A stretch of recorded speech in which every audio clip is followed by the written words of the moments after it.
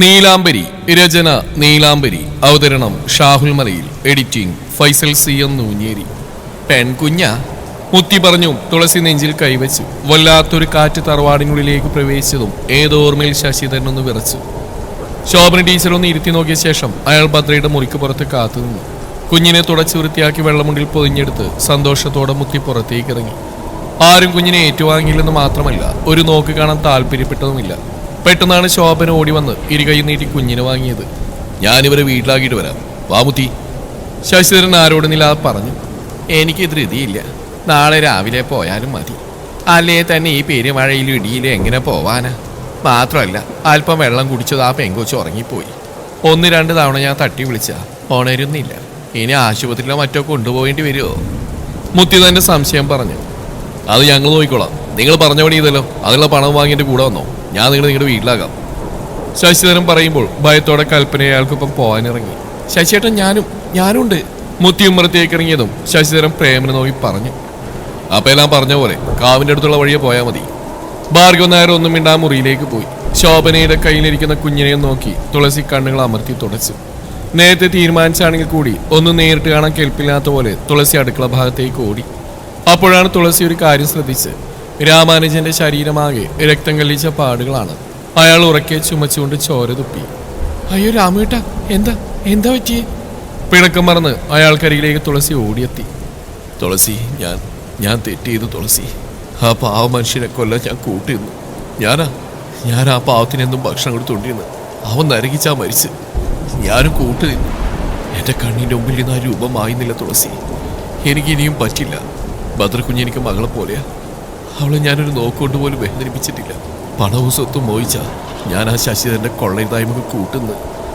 ആ നാഥൻ്റെ ബന്ധുക്കൾ പുറത്തുണ്ട്.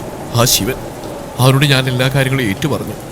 ഇനി എനിക്ക് പറ്റില്ലെന്നും എല്ലാവരെയും അറിയിക്കുമെന്ന് പറഞ്ഞപ്പോൾ അയാൾ എന്നോട് പറയാ, നീ അതിന് ജീവിച്ചിരുന്നിട്ട് വേണ്ടേന്ന്. ശേഷം തല്ലി ചതച്ചു അയാൾ എന്നെ. വല്ല വിധനെയോ ഞാൻ ഓടി രക്ഷപ്പെട്ടു. എനിക്കിനി ജീവിക്കേണ്ട തുളസി. ഞാൻ മഹാഭാപിയാ. ഭദ്രക്കുഞ്ഞ് പ്രസവിച്ച മകളെ നാഥൻ്റെ ചോരയാ, നാഥൻ്റെ. ആ നിമിഷം തന്നെ ഭൂമി പിളർക്കുമാർ ഇടിമുഴങ്ങി. തുളസി ഇടിവെട്ടേറ്റ പോലെ നിന്നു. ചതിച്ചോ എന്നെ നാഗത്താന്മാരെ. ഞാനിപ്പോ വരാം രാമേട്ട. ശോഭനെ ഞാനൊന്ന് കാണട്ടെ. ഓടി ഉമ്മറത്തേക്ക് വന്ന തുളസി ചുറ്റും നോക്കിയതും അവിടെയെങ്കിലും ശോഭനയെ കാണാൻ കഴിഞ്ഞില്ല. അപ്പോഴെങ്കിലും ശോഭന കുഞ്ഞിനെയും കൊണ്ട് കാവ് കഴിഞ്ഞിരുന്നു. പാലമരച്ചോട്ടിലേക്ക് ആദ്യം കയറിയ പ്രേമൻ തിരിഞ്ഞു നിന്ന് ശോഭനയ്ക്ക് നേരെ കൈനീട്ടി. ആ കയ്യിൽ പിടിച്ച് കുഞ്ഞുമായി ശോഭന മുകളിലേക്ക് കയറിയ നിമിഷം ശക്തിയിലടിച്ചൊരു കാറ്റിൽ അവരുടെ കൂടെ ദൂരേക്ക് പറന്നു. പാലച്ചോട്ടിൽ നിന്നും ഇറങ്ങാൻ പറ്റാത്ത വിധം എന്തോന്ന് തങ്ങളെ പൂണ്ടടക്കം പിടിച്ചു വെച്ച പോലെ തോന്നി ഇരുവർക്കും. ഒപ്പം ആരോ അമറും പോലെയുള്ള ഒച്ചയും. മരങ്ങൾക്കിടയിലൂടെ ചൂളം വിളിക്കുന്ന കാറ്റിനൊപ്പം ഒരു മനുഷ്യന്റെ മുരൾച്ച കൂടി ആയപ്പോൾ ഭയത്തോടെ ശോഭന പുറകിലേക്ക് വേശുപോയി. കൈക്കുഞ്ഞുമായി ശോഭന നിലത്തേക്ക് മറന്നു വീണു. ശോഭനെ! പ്രേമൻ അലറി വിളിച്ചു. എങ്കിലും മറ്റെന്തോർത്ത് പോലെ അയാൾ ഭയപ്പെട്ടു. എന്തോ പ്രശ്നമുണ്ട്. നീ ആ കൊച്ചിനെ ഇവിടെ ഇട്ടു വാ ശോഭനെ. എനിക്കെന്തോ വല്ലാത്തൊരു തോന്നല്. ഈ സ്ഥലം ശരിയല്ല ശോഭനെ. വേവാ, ഇവിടെ നിന്ന് നമ്മളെ ഇവിടെ മറിഞ്ഞിരിക്കുന്ന ശക്തികൾ കൊല്ലും. വാ ശോഭനെ, ആ കൊച്ചിനെ നമുക്ക് വേണ്ട. പ്രേമേട്ട, കുഞ്ഞിനെ തിരികെ കൊടുത്തിട്ട് വരാം. ഈ മഴയത്ത് രാത്രി ഇവിടെ കുഞ്ഞിനെ ഉപേക്ഷിച്ചാൽ ചിലപ്പോൾ അത് ജീവിക്കില്ല. ഈ രാവ് താണ്ടില്ല. ശോഭന കരഞ്ഞുകൊണ്ട് പറഞ്ഞു. നീ പറയുന്ന കേൾക്ക്. ആ കുഞ്ഞല്ലെങ്കിലും ചാവാനുള്ള. വാ, നമുക്ക് നമ്മുടെ ജീവൻ രക്ഷിക്കാം. പറഞ്ഞു മടുത്ത പോലെ പ്രേമൻ ശോഭനയെ കാക്കാതെ ഓടി. യാതൊരു ദാക്ഷിണ്യം കൂടാതെ ആ പിഞ്ചു കുഞ്ഞിനെ കാവിൽ ഉപേക്ഷിച്ച് ശോഭന അയാൾക്ക് പുറകെ ഓടി. തുളസി ഈ സമയം പടിപ്പുര വഴി ശോഭനയുടെ വീട് ലക്ഷ്യമാക്കി ഓടി. അവരുടെ വീട്ടിലെത്തിയും തുളസി വാതിൽ മുട്ടി വിളിച്ചു. പ്രേമസാറേ, ശോഭനെ വാതിലുറക്ക്. എന്നാൽ അകത്ത് പതുങ്ങിയിരുന്ന പ്രേമനും ശോഭനയും വാതിൽ തുറന്നില്ല. ഇരുളിൽ അവർ പതുങ്ങിയിരുന്നു. ശോഭനെ, നമുക്ക് കുറച്ച് ദിവസത്തേക്ക് മാറി നിൽക്കാം. ഞാൻ കവലിൽ പോയി എന്തെങ്കിലും കാറുമായിട്ട് വരാം. ആവശ്യമുള്ളതിനടുത്ത് നീ റെഡിയായി നിൽക്കണം. മുഖത്തേക്ക് വീഴുന്ന മഴയിൽ ആ പിഞ്ച് ജീവൻ തണുത്ത് വിറച്ചു. ഒന്ന് കരയാൻ പോലും കഴിയാതെ ആ ഉയർ ഭൂമിയിൽ നിന്ന് എന്നേക്കുമായി യാത്രയാകാൻ ഒരുങ്ങവേ 2 കൈകൾ ആ കുഞ്ഞു ജീവനെ വാരിയെടുത്ത് നെഞ്ചോട് ചേർത്തു. അഴിഞ്ഞുലഞ്ഞ മുടിയും നിലം തൊട്ടവൾക്ക് പുറകെ എഴിയുന്ന വെളുത്ത ധാവണിയും അവളുടെ കറുത്ത് നിറമങ്ങിയ പാദസരത്തിന്റെ കിലുക്കവും ആ പെരുമഴക്കൊപ്പം ഒരു താളത്തിൽ അങ്ങനെ ലയിച്ചു. ഭദ്രയും നോക്കി. അവളുടെ ചൂടിലേക്ക് ആ കുഞ്ഞിനെ കിടത്തിയ ശേഷം പൊട്ടിവികൃതമായ നഖങ്ങളോടുകൂടിയ കയ്യാൽ അവൾ ആ കുരുന്നിന്റെ നെറുകയിൽ തലോടി. ഓടിക്കുന്ന ചകത്തേക്കരെ തുളസി കാണുന്നത് 4 വാതിൽ കിടന്ന് ഉള്ളിലേക്ക് നടന്നു പറയുന്ന വെളുത്ത നിഴലാണ്. ആ അമ്പരപ്പിൽ ഭദ്രയുടെ അടുത്തേക്ക് തുളസി ഓടിച്ചെന്നും കാണുന്നത് വെള്ളത്തിൽ കലക്കി കൊടുത്ത മരുന്നിന്റെ ബാക്കിയെന്നോണം ബോധം മറിഞ്ഞിറക്കുന്ന ഭദ്രക്കടുത്തായി കിടക്കുന്ന കുഞ്ഞിനെയാണ്. ഒരു പൊട്ടിക്കരച്ചിലോടെ തുളസി ആ കുഞ്ഞിനെ വാരിയെടുത്ത് മാറോടണച്ചു. എൻ്റെ പൊന്നെ, മാപ്പ്, എനിക്ക് തെറ്റുപറ്റി. എനിക്ക് മാപ്പ് തരണേ തമ്പുരാനെ നീ. അയ്യോ, ഞാൻ ഈ പാപങ്ങളൊക്കെ എവിടെ കഴുകി കളയേണ്ട ദൈവങ്ങളെ. കുഞ്ഞിനെ നെഞ്ചിൽ ചേർക്കുമ്പോൾ തുളസിയുടെ മനസ്സിലേക്ക് കടന്നു വന്ന് ഇതുപോലെ രാത്രി സരോജിനിയുടെ ഉദരത്തിൽ പിറന്ന ഭദ്രയെ നെഞ്ചോട് ചേർത്ത രംഗമായിരുന്നു. രാവ് വെളുക്കോളം തുളസി കുഞ്ഞു നീലാംബരിയെ പൊതിഞ്ഞു പിടിച്ചു. വിശന്നു കരയുന്ന കുഞ്ഞിന് ഭദ്രയുടെ മുലപ്പാൽ പിഴിഞ്ഞെടുത്ത് നാവ് നനക്കാൻ കൊടുത്തു. എന്നിട്ടും വിശപ്പടങ്ങാത്ത കുഞ്ഞിനെയും കൊണ്ട് അവർ കരഞ്ഞു വെളുപ്പിച്ചു. നേരം പുലർന്നു. തുളസിയെ വരവേറ്റ് ചേതനയേറ്റ കുളപ്പഴയിൽ കിടക്കുന്ന തന്റെ പ്രിയപ്പെട്ടവന്റെ ശരീരമായിരുന്നു. സർപ്പദംശനം എന്ന് ആരോ പറയുമ്പോഴും എനിക്കറിയാൻ തുളസിയിൽ കണ്ണുനീർ ബാക്കിയില്ലായിരുന്നു. നേരം പുലരുവോളം പ്രേമനെ കാത്തിരുന്ന ശോഭന 2-3 ദിവസം അങ്ങനെ തന്നെ വീടിനുള്ളിൽ ഒതുങ്ങിക്കൂടി.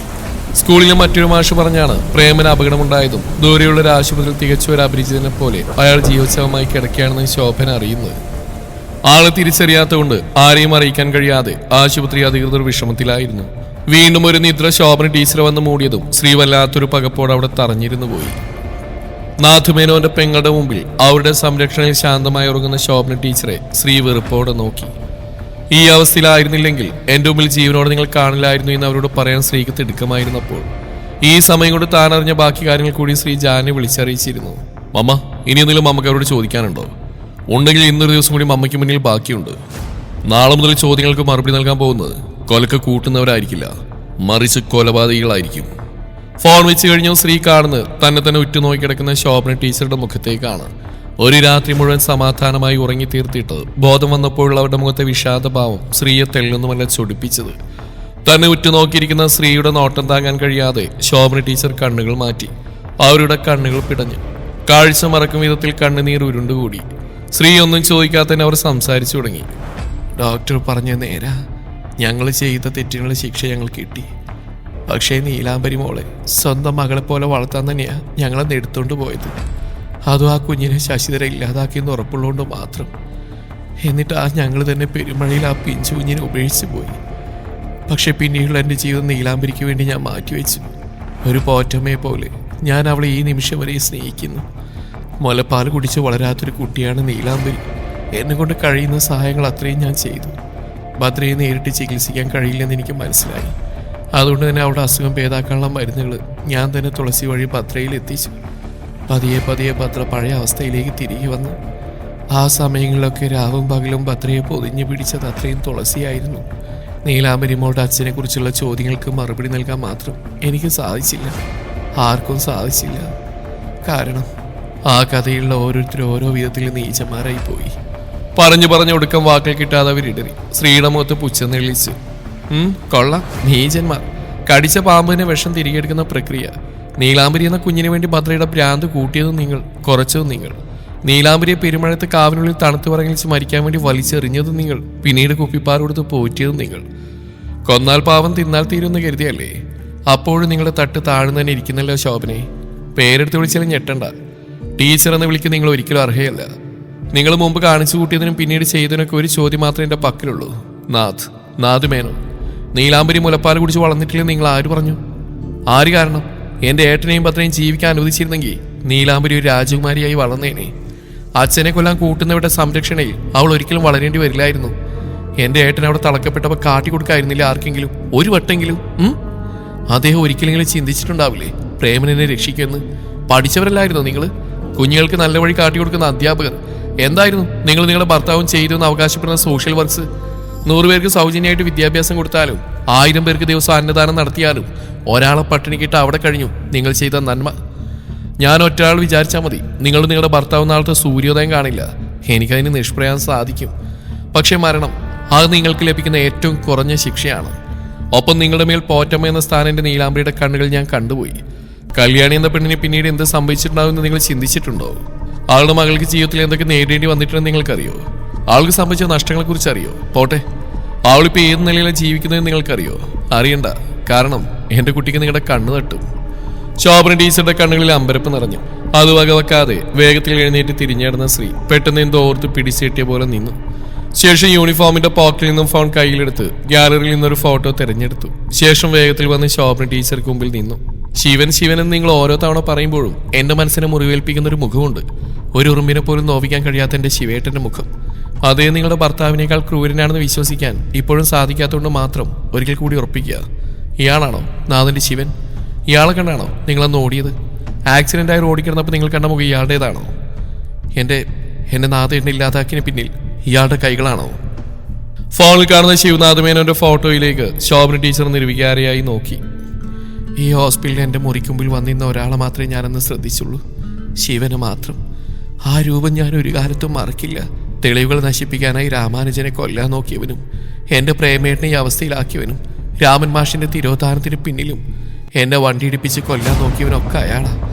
തറവാട്ടിലുള്ളവരെ മാത്രം അയാൾ എന്തുകൊണ്ട് ഉപദ്രവിച്ചില്ല എന്ന ചോദ്യത്തിന് എനിക്ക് ഉത്തരം ഇപ്പോഴും ഇല്ല. അയാൾ ഈ ഫോട്ടോയിൽ കാണുന്ന ആളല്ല. ഞെട്ടിത്തരിച്ച് നീന്നുപോയി ശ്രീപാർവതി. ശ്രീയുടെ ചുണ്ടുകൾ ആ പേര് ഉരുവിട്ടുകൊണ്ടിരുന്നു. ശ്രീനിവാസൻ. ഡ്രൈവിങ്ങിനിടയിലാണ് ശിവനാഥ് മേനോനും ജാന്റെ കോള് വരുന്നത്. ആ ഉണ്ണിക്കുട്ടാ, എന്താടാ? ഡാഡിയുടെ? ഞാൻ ഓഫീസിൽ നിന്ന് വരുന്ന വഴിയാ. ഹോസ്പിറ്റലിൽ പോയി ആ ടീച്ചറൊന്ന് കാണാമെന്ന് കരുതി. ഒപ്പം ശ്രീയെ വീട്ടിലേക്ക് കൂട്ടണം. എത്ര ദിവസമായി അവള് വീട്ടിൽ വന്നിട്ട്? ഡാഡ് അറിയാലോ?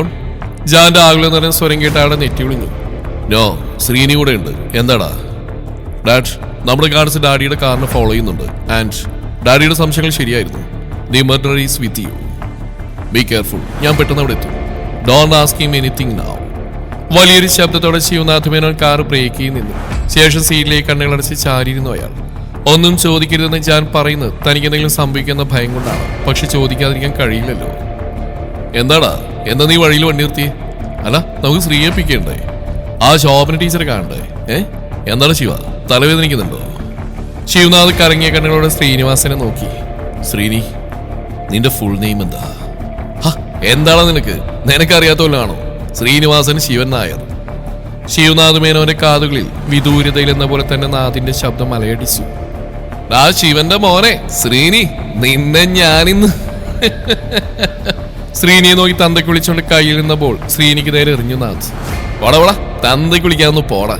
ഒന്നുമില്ലെങ്കിലും നിന്നേക്കാൾ 10-12 ഓണം കൂടുതൽ ഉണ്ടവനല്ലടാ തെണ്ടി ഞാൻ. എടാ ശിവ, നിന്നെ ഈ നാഥിന് വേണേ പിടിച്ചോണ്ട് പോയിക്കോ, ഇല്ലെങ്കിൽ എന്റെ കൈ കൊണ്ട് ഇവൻ തീരും. ശ്രീനി പറഞ്ഞുകൊണ്ട് നാഥിനെ കൈലാസം വീട് മുഴുവൻ ഓടിച്ചു. ശിവനാഥ് അതുകൊണ്ട് ഉറക്കെ ചിരിച്ചു. ശരിയാ, അല്ലെങ്കിൽ 3 കൂട്ടുകാർക്കിടയിൽ ഒരേ പേര് ശരിയാവില്ല. ഇവനും ശിവൻ, ഞാനും ശിവനോ? അത് വേണ്ടടാ നാഥ് മോനെ. ശിവൻ അവന്റെ ചത്തുപോയ തന്തയല്ലേ? ഇവൻ ശ്രീനി, ഞാൻ ശിവ, നീ നാഥ്. കൺഫേം. പഴയ ഓർമ്മകൾ കണ്ണുനീർ തിളക്കം സൃഷ്ടിച്ചവും ശിവനാഥ് കണ്ണുകൾ മുറുക്കി അടച്ചു തുറന്നു. എന്താടാ, എന്താ നിനക്ക് പറ്റിയത്? അപ്പോഴും ആകുലതയോടെ ചോദിക്കുകയാണ് ശിവനാഥ്. ശ്രീനി, നമ്മൾ ആരെ കാണാൻ പോകുമെന്ന് അറിയോ നിനക്ക്? ശിവനാഥ് അടുത്ത ചോദ്യം ചോദിച്ചു. നിനക്ക് വല്ല അൾഷിമേഴ്സ് ഉണ്ടോടാ? ആ ശോഭന ടീച്ചറെ കാണുന്നു, അവർക്ക് എന്തോ ആക്സിഡന്റ് പറ്റിയെന്നും പിന്നെ ശ്രീയെ പിക്ക് ചെയ്യണമെന്നും പറഞ്ഞില്ലേ നീ നാദപ്പരസിൽ നേരത്തെ ഇറങ്ങിയ? മറന്നോ? അതെ, ശരിയാ ശ്രീനി. പക്ഷെ ഞാൻ ടീച്ചറെന്ന് മാത്രമേ നിന്നോട് പറഞ്ഞിട്ടുള്ളൂ. ശോഭന ടീച്ചറെന്ന് ഞാൻ പറഞ്ഞിട്ടില്ല. ഇപ്പൊ മാത്രമല്ല, മുമ്പ് എപ്പോഴും അങ്ങനെ തന്നെയായിരുന്നു. നിനക്ക് ഓർമ്മയുണ്ടോ?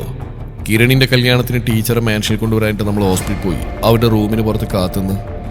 അന്ന് ആ ടീച്ചർ പിന്തിരിഞ്ഞ് ഓടുന്നത് നീ മാത്രമേ കണ്ടുള്ളൂ. അപ്പോഴും നിന്റെ നാവിൽ നിന്ന് ശോഭന ടീച്ചർ എന്ന പേര് വീണിരുന്നു. അന്നും ഞാൻ ആ സ്ത്രീയുടെ പേര് നിന്നോട് പറഞ്ഞിരുന്നില്ല.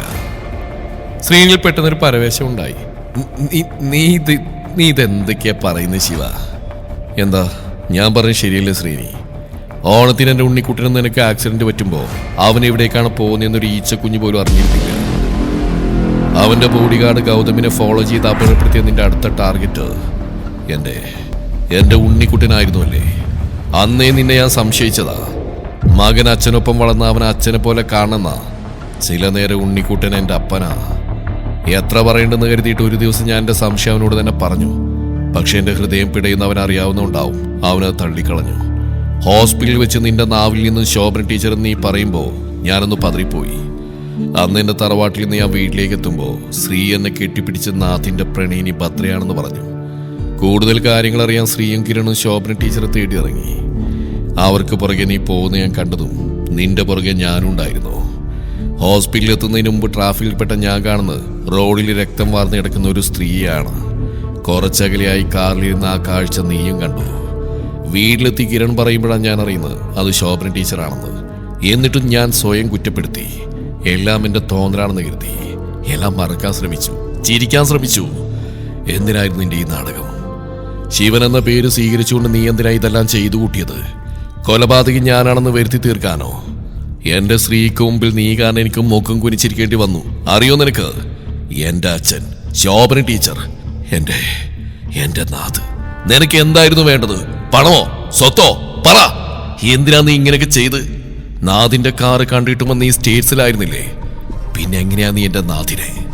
പറഞ്ഞുകൊണ്ട് സ്റ്റെയറിംഗിലേക്ക് തലയാഴ്ചയിരുന്ന് പൊട്ടിക്കരഞ്ഞ ശിവനാഥ് മേനോൻ. മോനു, അത് ശിവേട്ടൻ അല്ലടാ, അയാളാ ആ ശ്രീനിവാസൻ. അവസാനം അത്രയും പറഞ്ഞ് അവസാനിപ്പിച്ച ശ്രീയുടെ കരച്ചിൽ ജാന്റെ കാതുകളിൽ അലയടിച്ചു. I know mum. Shobhana teacher പറഞ്ഞ കഥയിൽ മമ്മ കേട്ടത് ശിവൻ എന്നാണെങ്കിൽ ഞാൻ വായിച്ച അങ്കിളിന്റെ ഡയറിയുള്ളത് ശ്രീനി എന്നാണ്. മറ്റുള്ളവരുടെ മുമ്പിൽ മാത്രം ശ്രീനിവാസൻ ശിവനായി. അങ്കിളുടെ മുമ്പിൽ അപ്പോഴും അയാൾ ശ്രീനി തന്നെയായിരുന്നു. ശിവേട്ടനോട് പറയണ്ടേ, എന്നെ പിക്ക് ചെയ്യാൻ വരാന്ന് പറഞ്ഞിട്ടുണ്ട് ശിവേട്ടൻ. ഹി ഓൾറെഡി നോസ് മമ്മ. മമ്മയെ പിക്ക് ചെയ്യാൻ ആരും വരില്ല. സോ മമ്മ പെട്ടെന്ന് തിരികെ മാൻഷനിലെത്തണം. ആൻഡ് തൽക്കാലം കിരൺ ഇപ്പൊ ഒന്നും അറിയണ്ട. അവനും കാവ്യയും ബൈക്ക് ടൂറിലാണ്. പെട്ടെന്ന് കാര്യങ്ങൾ അറിയുമ്പോൾ may be they will be afraid. Jan ഓരോന്ന് പറയുമ്പോഴും അവന്റെ സ്വരത്തിന്റെ ഉറപ്പിന്മേലൊരു ഭയം തോന്നിപ്പോയി ശ്രീക്ക്. നീ എന്ത് ചെയ്യാൻ പോവാ? ഓന് വേണ്ടടാ, എനിക്ക് നിന്നെ കൂടി നഷ്ടപ്പെടുത്താൻ വയ്യ. ഞാൻ ഇറങ്ങി. ഞാൻ വരും വരെ നീ എങ്ങോട്ട് പോവരുത്, മനസ്സിലായോ? ആ തറവാടൊരു നിലയില്ലാ കയമ. ഒരിക്കലും അകപ്പെട്ട തിരികെ വരാൻ കഴിയില്ല. എനിക്ക് പേടിയാവണു. മറുവശം ജാന്റെ കോൾ കെട്ടായതും തന്റെ ഫോണിലേക്ക് ശ്രീ പകപ്പോടെ നോക്കി. ശ്രീ വേഗം തന്നെ ഹോസ്പിറ്റൽ വിട്ടിറങ്ങി പാർക്കിംഗ് ലക്ഷ്യമാക്കി വേഗത്തിൽ നടന്നു. വാൾഡ്രോബിലെ ലോക്കർ തുറന്ന് തന്റെ ഹാൻഡ് ഗൺ കയ്യിലെടുത്ത് മാഗസിനിൽ ബുള്ളറ്റ്സ് ചെക്ക് ചെയ്യായിരുന്നു ജാൻ. പെട്ടെന്നാണ് പുറകിലൂടെ 2 കൈകൾ അവനെ വരിഞ്ഞു മുറുക്കിയത്. ജാൻ പെട്ടെന്ന് തന്നെ ആ ലോക്കർ ക്ലോസ് ചെയ്തു. അവന്റെ കണ്ണുകളൊന്ന് മുറുക്കി അടച്ചു തുറന്നു. തന്നെ പുറകിലൂടെ ചുറ്റി വരിഞ്ഞ നീലാംബരിയുടെ കയ്യിൽ പിടിച്ചു വലിച്ച് മുന്നിലേക്ക് നിർത്തിയവൻ. ആ നിമിഷം തന്നെ അവൾ അവന്റെ നെഞ്ചിലേക്ക് വീണ് കെട്ടിപ്പിടിച്ചു. 2 ദിവസം കൊണ്ട് എന്നെ മടുത്തു ഉണ്ണിയേട്ടന്. നില, ആ വിളിയിൽ അവൾ പറഞ്ഞതിന്റെ ഇഷ്ടക്കേട് പ്രകടമായിരുന്നു. പിന്നെ 2 ദിവസമായിട്ട് ഞാൻ ശ്രദ്ധിക്കാം, എന്നോട് മര്യാദക്കൊന്നും മിണ്ടുന്നോടില്ല. ഉണ്ണിയേട്ടൻ എന്താ പറ്റിയേ? അവൾ നെഞ്ചിൽ നിന്ന് നടത്തിയ ആ മുഖം കൈക്കുമ്പിൽ കോരിയെടുത്തു അവൻ. അവൾ അവന്റെ കണ്ണുകളിലേക്ക് ഉറ്റുനോക്കി. പ്രണയത്തിന് പകരം മറ്റെന്തോ ഭാവമാണ് അവനിൽ. കരുതലോ വാത്സല്യമോ അങ്ങനെയൊക്കെ. നില, നിന്നെ മടക്കണമെങ്കിൽ ജാൻ മരിക്കണം. 2 ഇപ്പോഴൊന്നും നടക്കുന്ന കാര്യങ്ങളല്ല. So don't say the word I am tired of you anymore. പിന്നെ എന്താ ഉണ്ണിയേട്ടൻ എൻ്റെ ഒപ്പം കിടക്കാത്ത? ഞാൻ ഉറങ്ങിയ ശേഷം ഉണ്ണിയേട്ടൻ ബെഡിലേക്ക് വരുന്നത്. ഞാൻ ഉണരുമ്പോഴും പകല് മുഴുവനൊക്കെ ഉറക്കാ ഉണ്ണിയേട്ടൻ. ഇങ്ങനെയാണ് ശരിക്കും ഉണ്ണിയേട്ടൻ. ഞാൻ ഇങ്ങനെയൊന്നല്ല ഉണ്ണിയേട്ടനെ കുറിച്ച് കരുതിയിരുന്നത്. ആൾ പരിഭവത്തോടെ പറയുമ്പോൾ അവനിൽ മങ്ങിയൊരു പുഞ്ചിരി വിരിഞ്ഞു. ഗുഡ്. ഇതുപോലെ എപ്പോഴും ഓപ്പൺ ആയിരിക്കണം നീ. എന്നിൽ നിന്നൊന്നും ഹൈഡ് ചെയ്യാത്ത, മനസ്സിൽ തോന്നുന്ന മുഴുവൻ തുറന്നു പറയുന്ന എൻ്റെ നിലാവിനെ എനിക്ക് ഒത്തിരി ഇഷ്ടമാണ്. നിലാവിൻ്റെ ഇമോഷൻസ്, അത് ദേഷ്യമായാലും പ്രണയമായാലും സങ്കടമായാലും എന്ത് തന്നെയായാലും അതിൻ്റെ എക്സ്ട്രീം ലെവലിൽ പ്രകടിപ്പിക്കുന്ന വ്യക്തിയാണ് ഞാൻ. കുറച്ച് ഡേയ്സായി ഞാൻ ഒട്ടും മെൻ്റലി ഓക്കെ അല്ല നില. നിന്നോട് ഞാനൊന്നും ഒളിക്കില്ല. പക്ഷെ അത് എന്തുകൊണ്ടാണ് തുറന്നു പറയാനുള്ള കറക്റ്റ് ടൈം ഇപ്പോഴല്ല. എനിക്കൊരു വലിയ കടമ നിറവേറ്റാനുണ്ട്. അതിനുള്ള തയ്യാറെടുപ്പിലാണ് ഞാൻ. ഒരു പിൻവെളിപ്പാടില്ലാത്തരം തയ്യാറെടുപ്പ്. So I M hiding it from you now. ഞാൻ തിരികെ വരും, ഐ പ്രോമിസ് യു. നീലാംബരി അമ്പരം നിന്നുപോയി. ഈ ഉണ്ണിയേട്ടാ, എന്തിനുള്ള പുറപ്പാടാ? എനിക്ക് പേടിയാകുന്നുണ്ട് കേട്ടോ. എന്തൊരു വർത്താനം ഇത്!